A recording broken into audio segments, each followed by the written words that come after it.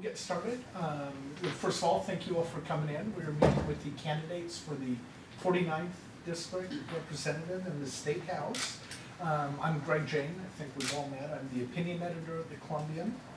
I'd like to welcome Jim Moeller, the incumbent, Carolyn, Crain, and Lisa Ross, candidates. Let's see, also, might as well, I think we've all met Lou Brancasio and Jody Campbell, members of our editorial board, and I'd like to welcome reporter Lauren Dake. She will be sitting in. She won't be asking questions here, but she might try to corner you after the meeting. So, anyway, I think we'll start very quickly with some brief candidate statements. Tell us why you are running at this point in time for this position and what you would bring to the office. So we'll start with Carolyn.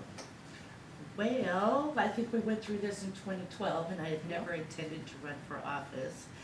But I had decided that we needed to get some representation going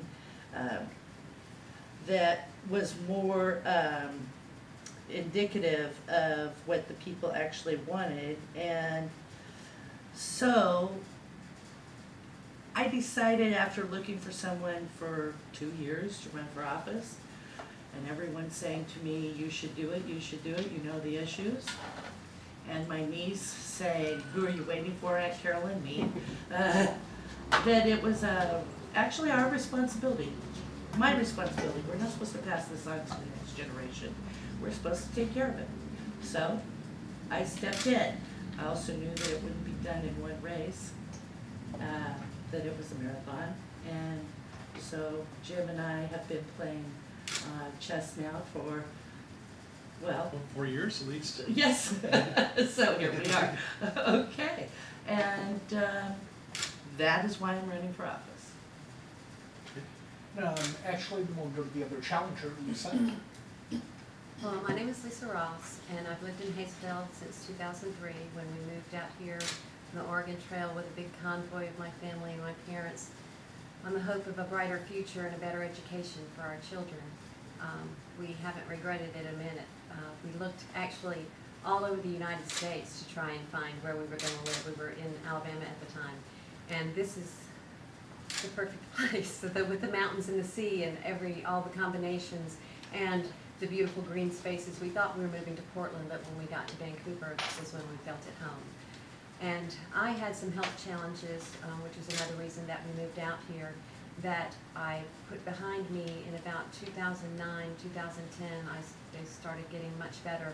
And that was also about the time that people were getting activated, people that weren't necessarily career politicians, but just regular folk who wanted to get involved. And so I started getting involved in the Republican Party. And I went back to school, got an accounting degree, got my CPA certification, and got an MBA, and now I feel like I am well represented educationally and with experience, because I've had experience in transportation, retail grocery, for 14 years in retail grocery. Also in, as CPA in the city of Vancouver. I did some auditing for the city of Vancouver. I just finished doing some auditing for WorkSource Systems in Oregon. And I feel that my background suits the position, and that the people of the 49th deserve someone who thinks that we can be better than where we have been, and that has a positive outlook for the future. I know about second chances and new beginnings, and I want to bring that to the 49th. And Jim? Okay. Why am I running? Because I'm not done. Basically, that's the long and the short of it. I'm not ready to retire to that big grain bag in the sky. The issues are still in front of us. People need to be represented here in the 49th, but we need a better future for our kids. We need stronger families, and we need to rebuild the middle class, and that's why I'm running. We'll move on to some specific issues. And obviously, one of the big ones that we've all been talking about for the past decade or so is the CRC and/or transportation. I'll start with Jim. Where do we go from here as a state and for this region and for the I-5 bridge? Well, I think the I-5 bridge replacement, CRC, is dead as far as we're concerned. I think what we need to do, though, to get our share in Southwest Washington is to stand up as a delegation and say this is not acceptable to us. We can't just simply pay an additional 10 or 11 cents gas tax and not expect that we're not going to have any projects in the 49th or in Southwest Washington. $100 million or less than that, is abysmal, quite honestly, and I haven't found a representative or senator that would disagree with that. Even Curtis King said that he was unimpressed with his own proposal last session, and he probably wouldn't even vote for it. So I'm not really surprised. I sit on the House Transportation Committee. I have for a number of years. Regarding a transportation package,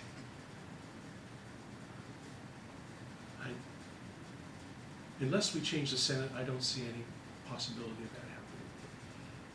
Unless there is a Democratic majority in the Senate and in the House, I don't see, or one party, one specific party, I don't see a proposal coming forward. Jim, there's Ann Rivers and Liz Pike are putting together this coalition of lawmakers in Oregon. Are you part of that? I've been invited. Unfortunately, I had to work. I was scheduled to work that Wednesday. My impression is what a way to strike when the iron is ice cold.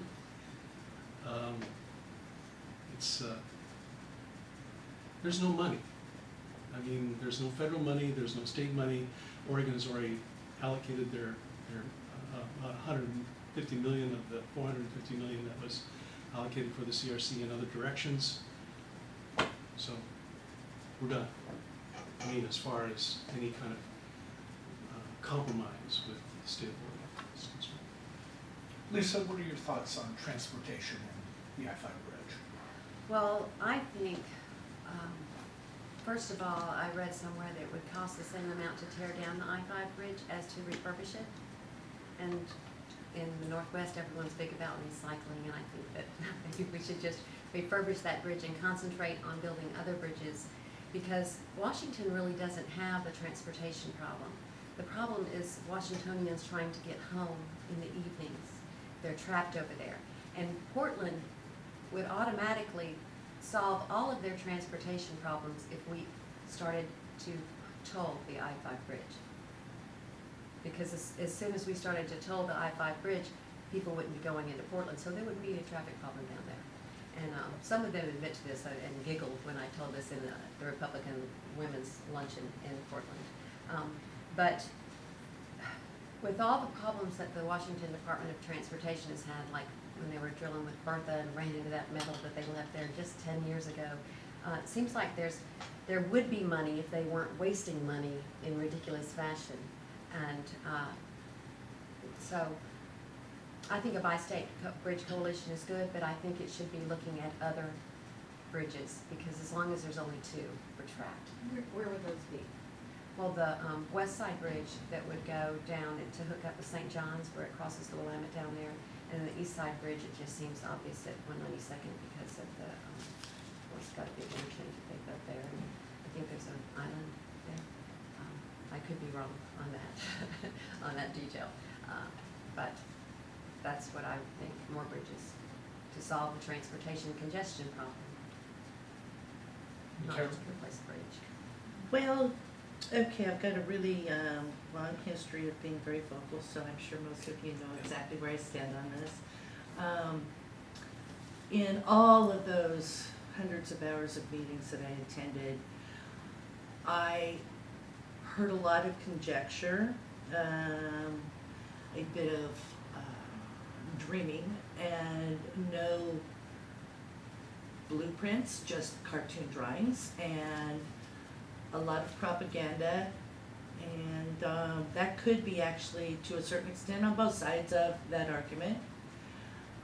Nonetheless, when you dig into it and you spend hours and hours and hours and you listen and listen and listen and you extract the pieces of information that are actually valid, you come to the conclusion that the existing bridge is stable as heck, and that somewhere through the course of the CRC planning, they had eliminated the criterion for congestion relief, which tells me that somehow they got off track. We do not need to destroy a perfectly good piece of equipment. The corridor's maxed, the structure is not. So if the corridor's maxed, replacing the structure is not gonna solve the issue, and putting light rail on it is not gonna solve the issue. If you look across the country, you get a very solid feel for what light rail does in every city. The density population requirements to even start to sustain the light rail type projects population-wise, we don't have it, and short of becoming New York City, we'll never have it, and hopefully we don't become New York City, because that's not where I wanted to live. The long-range plans need to get moving. I don't think you wait. I think you say, okay, we failed here, we have lessons we've learned from that, let's move forward. Let's look at what else can be done, and let's look at more bridges so that we do the congestion relief process properly. I also think that, one side note, as a solid Republican, perhaps even a Democrat would feel the same way. He can answer that question for you. I don't appreciate backroom discussions. I don't.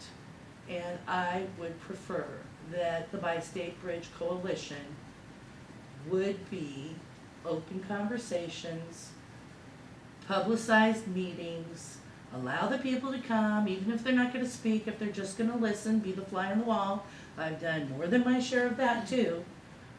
I think open meetings are critical for the people to understand what it is we're doing, to appreciate the fact that you're trying, even. And if you don't have an open meeting, I think people have a tendency to immediately not like it. And it could possibly be a good thing. You just don't know because you weren't able to sit there and find out for yourself. Before we get off on this, quick question about light rail, which obviously was a component of the CRC project. Question is, do you believe that Vancouver can move into the future without light rail? And this could be a short, I don't want it to be long, but Right. it can be a short answer, yes or no? I absolutely believe it. Infrastructure is more than just light rail. And there are Wait, many. I'm sorry, because I didn't understand that answer. So the question is. We can move into the future Without without light rail. Oh, okay. There are many other possibilities in the form of transportation, which we're just on the cusp of. And to be honest with you, if we were building that light rail system and bringing it over here, we might find ourselves with something so obsolete it's not funny by the time we got done building it. There is a lot of opportunity in our future. Men are smart. Men and women are really smart. God made us great. It is just phenomenal what we can do. We just have to open our minds and move forward in those other directions. Okay, Jim, can we move into the future here in Vancouver without light rail? My belief is no, we cannot. That we connect to the economic engine that is Portland. And quite honestly, Portland and Multnomah County are the big dogs in this discussion. I mean, we're Clark County, we're 500,000 people. We need to connect ourselves physically as well as emotionally to what's happening in the Vancouver-Portland region. There are 3 regions, economic regions in the state. There's Seattle, King County, the Puget Sound, there is Spokane, and then there is Portland, Vancouver. And until we are physically connected, and that means with light rail, we cannot. Same question. Can we move into the future without light rail here in Vancouver?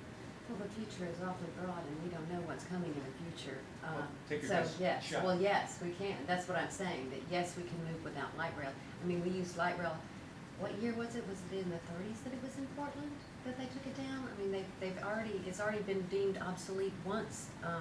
Why do we want to bring it back? Okay. And it's just so slow. It's so slow. And the one thing I know about the future is that people are going to want to be faster and faster and faster in getting where they want to go. And light rail is just incredibly slow. I just wanted one more, for me at least, one more follow on this whole bridge thing and this whole secretive thing.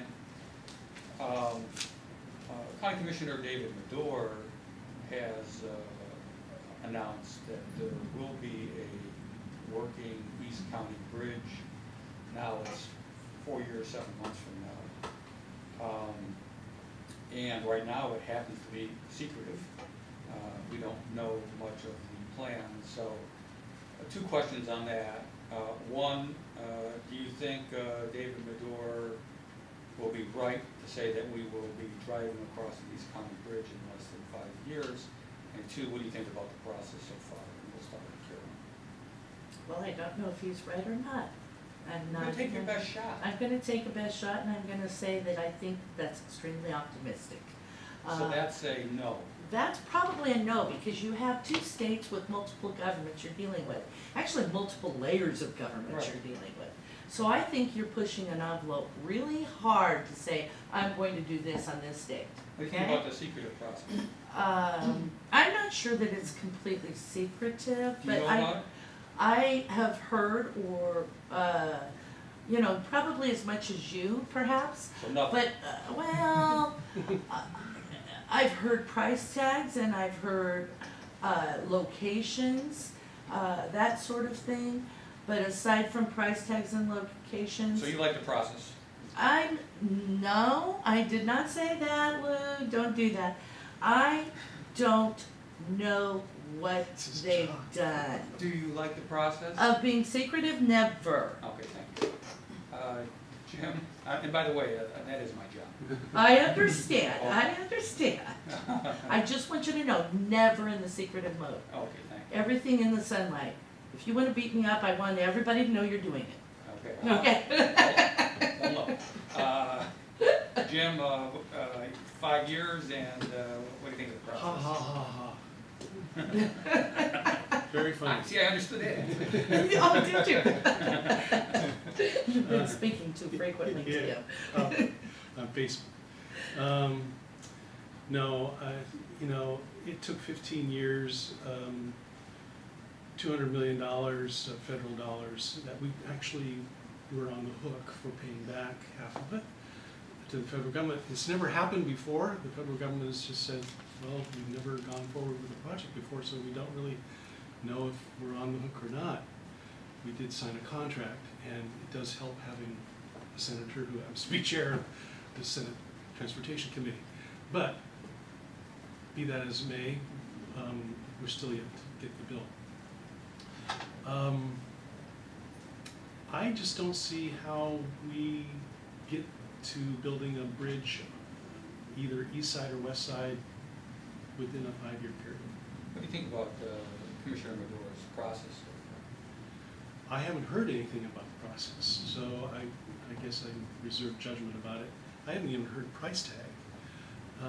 What is that price tag, Carolyn? Yeah, I was gonna ask that too. Well, I think the last time I heard it was like 472 Wow, that's pretty specific. million or something. Alright, It was 472. kind of, I may not be pulling it out of my head right, because it was a few months ago and it was just in a passing. Okay. I don't sit down and have coffee or conversations or meals with David Medor, so it was just and I'm not invited to the table for the conversation, so Okay. it was just a passing comment. Okay. Neither But am I. from him, Yeah, from him. yeah. so you reserve judgment on the process? Do you like, I mean, you know that there is a process Is because there? he's told us there is. Oh, he's told us there is. Right, so, Okay. so what do you like of not knowing too much I don't know anything about it, so I don't like it. about it? Okay. Lisa? I don't know what's going on with the process, although he said that he wanted to build the bridge, have it done in 5 years, which is optimistic, but I wouldn't say that he couldn't do something that he's promised to do. I'm not gonna say that it's impossible. All right, so For it it's to be- possible. If it's so not it's- impossible, it's possible. So it's possible. Oh, Although permitting, that's where, because you're subject to That's other part of it. people's, well, but you're subject to other people's deadlines, which yes, is. he knows that, though, right? Is a big, you would think so. Yeah. Okay, so. All right, thank you. He has experts selling.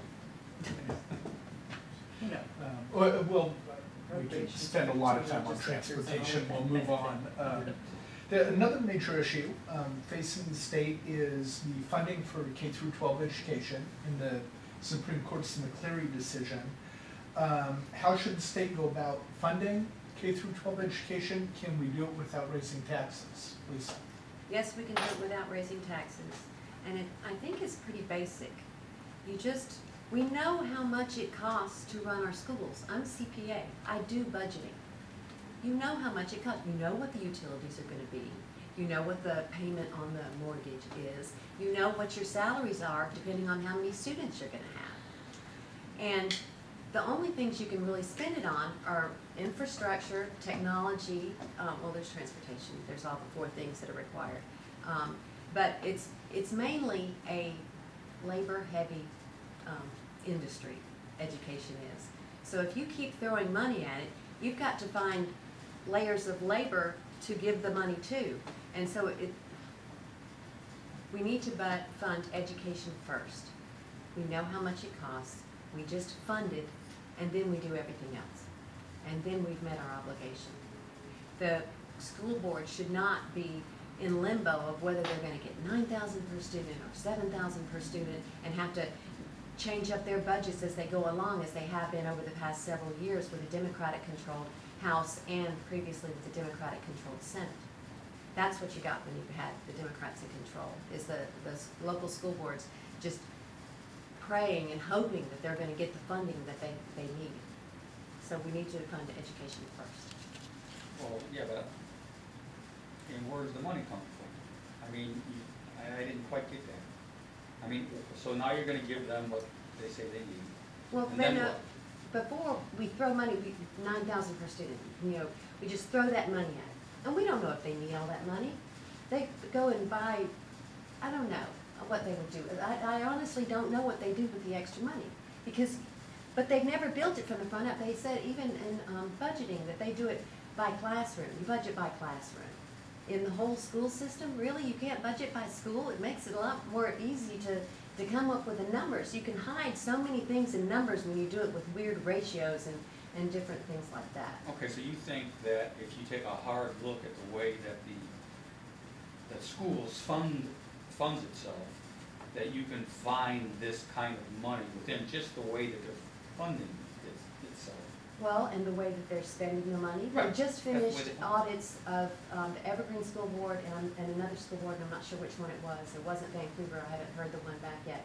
And they are not getting authorization signatures on their original backup paperwork, which is like #1 basic internal control of everything accounting, is get somebody to authorize it. So, and it was enough for them to mention it in their audit report as a finding, which means nobody's getting anything authorized.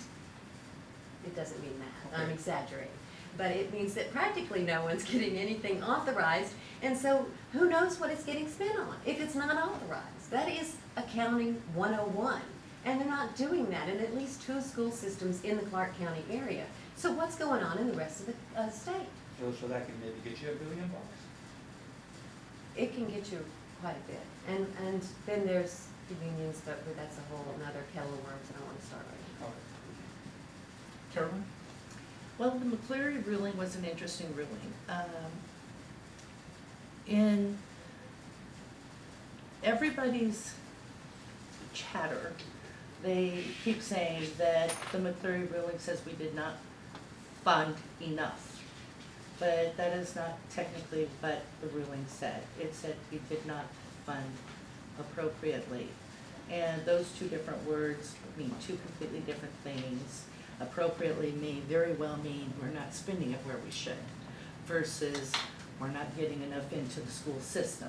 So looking at that, taking that apart, then we look at and bring it down to the more local level. And this is what I would prefer to do, is look at it right here in Vancouver. How does the McCleary ruling impact us right here in Vancouver?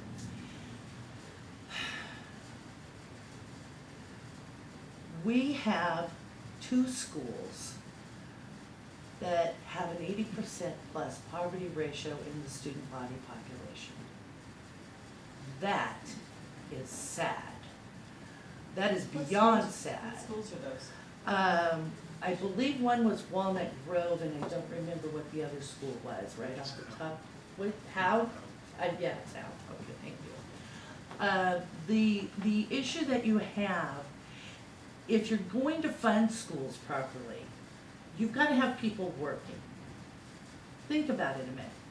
The more people that are actually working, and I'm not talking minimum wage jobs, I'm talking sustainable jobs that take care of kids' braces and shoes and doctor's appointments and laptop equipment for them to be able to do their homework and all these other things that they need. You have to have a higher level job. We've got 54%, I think was the last number I looked at, of our kids in all of our schools qualifying for free lunch. We have a poverty problem. We can meet the McCleary ruling if we put people to work, because they'll be spending money, there'll be more revenue coming into the state, and it can be turned back to do the one thing that it absolutely needs to do, and that is to protect the future children and the future community of Vancouver as they develop in a stable environment, in stable homes, with all the things they need to get a solid education, to become stable adults, to contribute to the next group of stable children. That is what we need them to do. We need them to go to work. That's your answer to the McCleary problem. You will get How you more gonna put people. it to work? But if you are elected, you're gonna be up there in January, you Right. have to fund K through 12 now. I understand that. How do you do it? How do you fund K through 12 now? It's actually being funded right now. You need have about to- 3 billion more. Okay, 2 different points there. You're suggesting we need 3 billion more. I'm suggesting to you that the court said we need 3 billion more. It's the legislature's department, it's not the court's department, so that's 2 different Now, things. you can fight that battle if you want. but Okay, the no, court I said- understand, so I'm how just do you do making a it very now? clear statement. I think you fund education first, you put that out front, the Constitution of the state of Washington says it's our priority, so why isn't it funded as our priority? It comes first.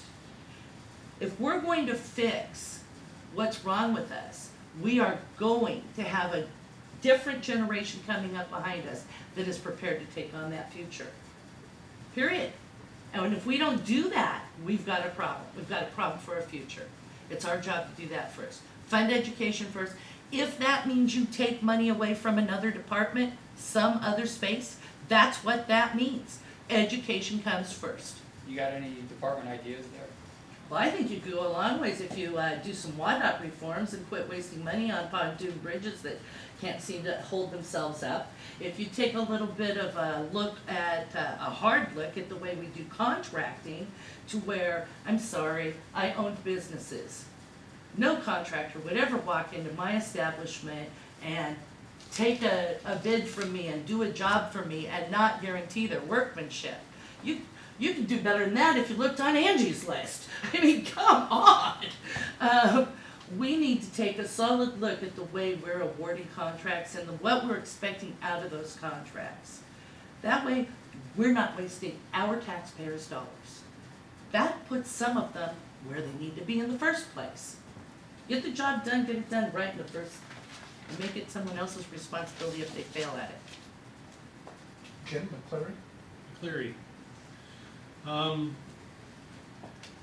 Our paramount duty is to provide amply for the education of students K through 12. That's what our Constitution says. It's not our only duty, but it is our paramount duty. We have $4 billion and some change, well, I guess $3 billion now.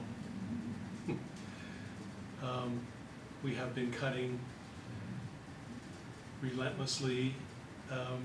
The economy is now just beginning to expand.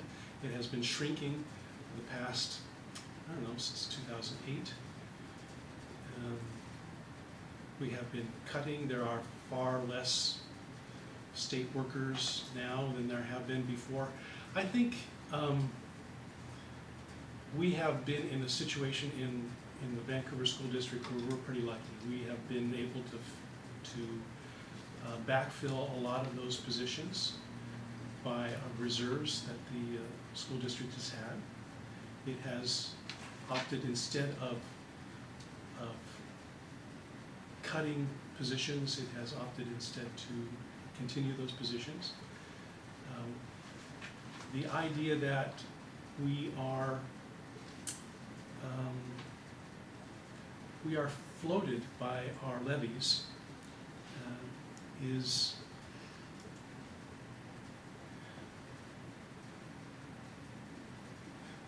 it's more than unfortunate. It's a crime, honestly. We don't even own the building that we supposedly educate our children in. The school district does. It's a complicated formula. We are not going to be able to get there with an additional $3 billion without raising taxes. We can look for closures of contracts. We can look at, but we can look at closing a couple of tax incentives. We can look at moving some money around, but that's going to be a couple $100 million tops. We're talking $3 billion plus. Now, every cent of sales tax goes up, raises about $1 billion. So the question, the argument will be in June next year. Is it going to be 1 or 2 cents? That's the argument.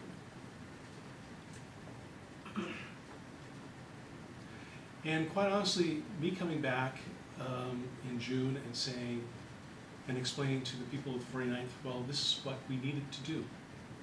This is how we are going to reduce levies. This is how we are going to pay for the education of our children. This is how we get beyond poverty in the We gotta do that, Jim. and we have to do it. And you know, we have something in the state called levy equalization, where the rich districts pay for the poor districts. And that has been in place for many decades, and we have cut the hell out of that to the point where it's breaking, and we can't continue to do that anymore. We have to step up to the plate. We have to fund education and fund it completely by court order. Now we can go to have a constitutional crisis and fund the lawyers as well, and debating the issue between the Supreme Court and the. You know, Democrats look for solutions. My Republican opponents want to think about moving money around, saving money here and there on contracts and so forth. It isn't going to get us where we need to be. I agree, we need to do those things, but it isn't going to get us where we need to be. He asked about the immediate, that's where you move the money around. And really, we've got to put people to work, and then your revenue comes in without raising every individual person's revenue tax. We have to do with what the devil that we know, and we're not going to Carolyn? So you think it'll be a sales tax? I think it'll be a sales tax, because it's the devil now. Well, And it and hits the people in poverty, will there The worst. yes, Yeah, it's very regressive. yes. will there be enough support for that in the legislature? That's another question. That's why I said we'll be there till June. And we actually might end up, but we're gonna have to find new revenue somewhere. And quite honestly, we're out of options. We're out of options. I mean, we can close a couple of tax loopholes. We can move some money around. But we can even close the universities. That doesn't get us there either. It's not a future. And it's not our future exactly. So we're going to have to raise revenue. And hopefully my colleagues in both the R's and the D's will recognize that and not give us slogans like fund education first. Wouldn't you vote for that? No, Why not? because you vote for an entire budget. I understand that, but wouldn't you vote to sit down and have a conversation about, here's the outline for what we need for education first, and here's what's left. Let's discuss how we can make it all work together. Let's discuss how we can get there. Yeah, absolutely. But I will not vote for a budget, because you don't vote for a budget singly in pieces. You vote for an entire budget. Have you had a chance on this one, this question? I think it I started think with so, this. I think it, yeah. Okay, this it's is been not- so long. It's been, Yeah. yeah, I it forgot. just keeps going around. And I I forgot. interjected. Spoken on. Are you saying that Yes, thank we you. talk too much? No. Speaking of taxes, although I don't think you directly said it, Jim, although I think you indirectly said it, if you had your druthers, if you were king of the hill, I think you are sometimes, that's another story. You would vote for a personal income tax, state income tax? I think it's less regressive. Yes, I do. Right. At the same time, eliminate the sales tax or cut it severely and put those rates in the Constitution so that people have to vote on that, changing the rates. Right, have you ever thought about introducing that kind of legislation? Yes, I have. And have you ever done that? And I've never done that. I never saw any. What's the problem? Well, because I've been beat to the punch mostly. The other people have introduced legislation that I support. What do you think the likelihood of that happening in the next decade? Well, I think what we need to do is, I think it's a good chance that we do it in the next decade. Because honestly, when R's and D's sit down together and we work out and if we focus on solving the problem, we can get there. That's honestly to believe that. It's the problem is coming when we get into campaign times and rhetoric around slogans on both sides, quite honestly, that keep us away from finding a solution, a way forward. So I think that we can compromise.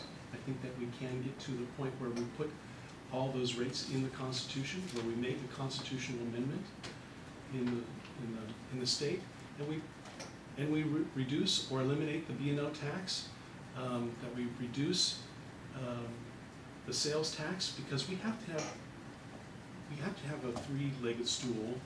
I would continue to argue for that. I may lose that argument. Are either of you two in favor of the three-legged stool? If you're going to start rewriting the state constitution, and Why that's not? what it would That's take, That's what it's okay. there for. We rewrite it every day. Well, I mean, in its entirety of, I have a question for you based on. No, I got the question. Okay. No, the Yes. question was, do you They believe in the asked the three-legged questions, we stool? answered the questions. I got it, but here's the question. No, If no, we're you don't going answer a to- question with a question. Well, I'm gonna give you an opening to this answer. The question becomes, if you're going to rewrite the state constitution to make a three-legged stool for the funding to come from three different directions, and we're going to set this, the voters have to vote on every increase, then why don't we already have the voters voting on every increase as a constitutional amendment right now? It's been voted on 5 times for a 2/3 supermajority, and instead of having it, we've been sued over it, and we've lost our shield of protection against taxation. So before we start moving forward with a 3-legged stool, the first clause that I would want to see changed would be the one that says the voters have authority to control their government. And that would change that would require a constitutional amendment. I got that. You got that? I got that. Wow. So let's have that one first, and then let's talk about what we put forward to the people for them to decide how they want to fund their government. Okay. That's where I'm coming from. So you're not gonna answer that question then? I just answered it. Okay. You wanna try to answer the question? Well- There is a yes or no in there somewhere, but, you know, Well, my opponent thinks that you have to. which one is your opponent, by the way? Jim Moeller is Oh, my opponent. okay, what's Carolyn? Carolyn is also running. Oh, she's not your opponent? I'm not trying to run against another Republican. It just so happens. It just so happens. The way it works. Right. Oh, That's how it works out. Jim thinks that the only way you can increase revenues is to increase taxes. And coming from the business world, revenues are sales, so you increase sales by getting more people to buy. I mean, his solution would be always raise prices, raise prices, raise prices. But as long as you keep raising prices, people will stop buying. That's what we know in the real world. People will move away. We want to get more people to come here, more people to work here, more jobs for people so that they can spend their money on the sales tax they already have. Anson Service, who's also running but for the other seat, has a 100% Vancouver program where he's trying to get all the people who run over to Jansen Beach to make purchases to stay here in Vancouver, because he figures if one person can do that for 1 year, that's 5 jobs in Vancouver. And you think of the tax increase from that. We don't need to be thinking about increasing taxes by actually increasing the amount of the percentage. We need to think about ways to bring up revenues. So you don't believe in a 3-legged stool? You're gonna have to give me the 3 legs, because I've heard this and I'm just, Go ahead, taxes, Jim. income Yeah, tax, and Three-legged stool B&O. requires sales tax, requires property tax, requires income tax. So this, we're talking Well, I about don't wanna, income tax. so no income tax. Okay. Okay, so Yeah. no. Jim, you've got You gotta advocated for ending the sales tax holiday for Oregon Yeah. buyers. What would be the advantage, and I'm more curious what your opponents think, but really quick, what would be the advantage? Of ending that sales tax Yes. exemption? First of all, Wouldn't it hurt local business? well, I think that's the big lie, is that it would hurt local business, because honestly, I've asked the Chamber of Commerce, please give me language. So in the legislation that I introduced was an amendment by Sharon Wiley that allowed people to continue to have their business relationships with Oregon. If they have a business relationship with Oregon, they can, and frankly, anybody can apply for a refund for their sales tax, similar to what that other Vancouver does in Canada. So no, I don't believe that Vancouver is not a shopping destination for Oregonians. I mean, to think that it is kind of a joke, because the only reason why somebody would come over here is because of the service. To get the exemplary service. They're gonna find what they want in Portland for the most part, in Oregon, so there's no reason for them to come here except for service. And if they're able to continue, if the business is able to continue its business relationship, they can get a discount, they can get that tax exemption continuously. Lisa? I don't want to ever admit that nobody would ever want to come over here. That's very, very negative about our area, and come over here and shop. There's other reasons why people could come over here. They might work over here. There are quite a bit of people from Oregon that work over here. I do not think that we need that exemption. Apparently retailers thinks it happens enough that they ask every single person if you're an Oregon resident. So there must be quite a few Oregon residents come over here, or they surely wouldn't ask everyone. That would just be extra words, and it wouldn't be the customer service you're talking about. Again, we need to increase our revenues, but I think that the revenue of somebody buying something at a Washington store is worth more than losing the bit of sales tax on that purchase. Carol? I absolutely get it that every single person that goes to the store, including me, gets asked, are you Oregon or Washington? And it's kind of one more in your side when you have to answer Washington, you're gonna pay a tax, and you realize that, you know, you're not special enough because you actually live here. But You then know. doesn't that tax go to benefit the citizens? I absolutely get it that when I go to Kansas or any other state, I'm gonna pay their sales tax when I'm there. I get it. The bottom line is that right here in Vancouver, we have small businesses, and a lot of them. And we are going to see, whether you wanna believe it or not, fewer of those, which means fewer opportunities for us to shop right here, and more of our money going across the river when we want that guitar, or we want this item or that unique item. When the backyard bird shop is no longer in this location, I've got to drive all the way to Tiger. I am telling you that I do not want to see our opportunity to spend our sales tax dollars disappear. I want our shops to be convenient to us. It may not be fun that we're not collecting the tab from someone who's coming from over there, but why would I want the state of Oregon to collect the tab from the income taxes that they get on the employees over there and that they get on the businesses over there? I would rather have what we have here at home, and if it means I have to make a concession for that convenience for us to keep developing and growing here, then I'm willing to make that concession until we solve that problem in some other way. So yes or no? So what? So yes or no? The answer is no. I don't want to give away that exemption. I would rather keep it. I got that. I have a, Sorry. I guess it's a political question for Carolyn and Lisa. I'll start with Carolyn. Will you be seeking Commissioner David Medor's endorsement? No. Lisa, will you be seeking Commissioner David Medor's endorsement? Probably not, but I don't think I'd refuse it. Why won't you be seeking his endorsement? There's two reasons. First of all, I really haven't gone out of my way to seek anyone's endorsement. I've received some, and I haven't refused them, you know, but Would you accept David Medor's endorsement? probably, although I don't think he would give it to me. Okay, well, you probably would accept it. I don't know. Is I it wouldn't not- take any money from the man right now. Is it Why not? Republican. Why not? Why wouldn't you take any money from him? Why wouldn't I take any money from the man? Right this minute, with all the volatility going down, partly thanks to you, with the M&M boys, and the don't do stupid stuff, and all of that, I think that it would be very divisive of the voters in and of themselves, with them trying to figure out, well, I like 99.9% of everything that Carolyn is, but there's that one little snag. And so I just don't think that it would be fair to them to have that attachment. And here, you want a good Republican statement of this? And if you print it, I might just come find you.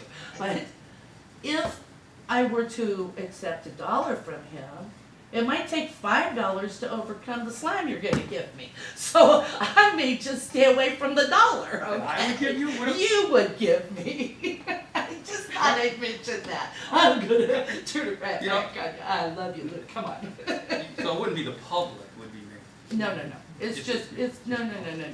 All right, I just think it's the Oh, whole okay. thing is divisive, and I don't want that to be mixed up in the middle of the best representative you can. Now, what do you think about that, Medor, and whether or not you think that would be good for your campaign or not? I am accepting endorsements from all sides of the Republican Party. So, okay, so you would accept David Medor, and you think it would be a benefit to you? I think it's a benefit for me to have the people who previously supported Ron Paul, to have the people who previously supported Santorum, of which I was one, and the people who previously supported Romney, which I became at the National Convention when I turned my vote. I would like all sides of the Republican Party, and you know, I wouldn't mind having some people who voted for Barack Obama and are ready to have some change and get rid of the 12-year incumbent. Okay, so that's a yes, you I would would accept. There's very few Medor's- endorsements I wouldn't. Do I have to accept. ask you that question, Jim? I don't think so. Oh, okay. I do have one other political question, and there may be a few others. Although I think I'm in Carolyn's corner, I don't think he'd offer it. Now, Jim, shortly after your last election, there was a small exchange, actually, I think it was on our website, and it was in response to something that Carolyn had written on our website, and you had noted that you had beaten her like an old rug. And I was wondering if, what, in retrospect, what you thought about that. Carolyn lobbed me a softball, and I hit it out of the park. So what? Okay, I'm just curious, Karen, what did you think of that? What did I think of that? Oh, well, you know, it's Jim. Yes. How's that for an answer? That's a good one. I'm one more. I'm curious. I think it's easy to delineate the difference between Carolyn and Lisa versus Jim's political stance. How do you differ from Lisa How do I differ from Lisa? politically? Well, I wouldn't be able to answer all of that because I'm not Lisa and don't actually know her that well.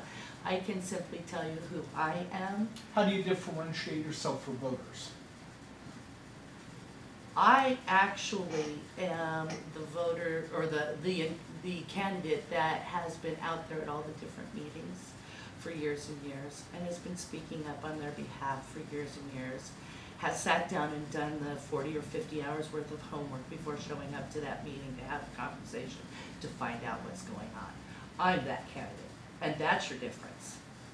Lisa, how do you differentiate yourself from Carolyn? Well, I call myself a professional problem solver with my MBA and CPA.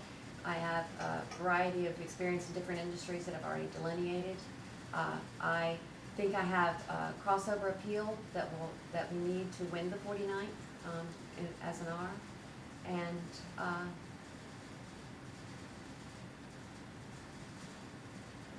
there. Quick question that's not directly related to the state legislature, but certainly to the city, certainly to the 49th district, and hopefully not too long of an answer.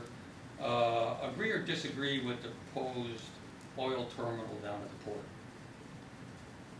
I believe that we have a great group of port commissioners. Hold on, because I've only got 3 minutes. Agree or disagree?